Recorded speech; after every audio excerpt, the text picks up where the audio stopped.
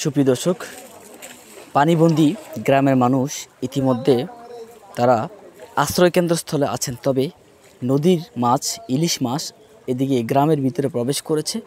তাই জনমানুষ উৎসব মুখর হয়ে তারা আজকে মাছ তারা ধরতেছে এবং এলাকার আশেপাশে যতগুলো বাড়ি আছে সেই বাড়িগুলোর মানুষ তারা আশ্রয় কেন্দ্রের ভিতরে তারা আছেন এই মুহূর্তে। এবং তাদের যে খাওয়ার যে সংকট ছিল সেটা ইতিমধ্যে আলহামদুলিল্লাহ সবাই খাবার দিয়ে গেছেন।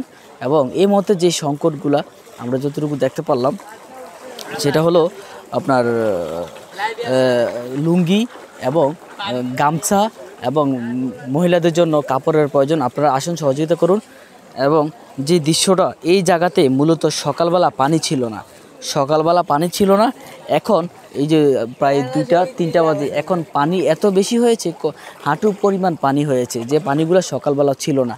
এই হলো অবস্থা, আপনারা দেখতে পাচ্ছেন।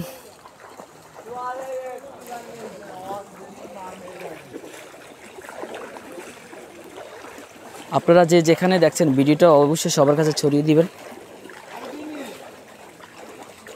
এই যে সামনে যেটা দেখছেন এটা কবরস্থান, এটা মূলত একটা কবরস্থান। আমরা এখন কবরস্থানের সামনে আপনাদেরকে নিয়ে যাচ্ছি। এটা কিন্তু কবরস্থান, এটা একটা কবরস্থান, এটা কবরস্থান।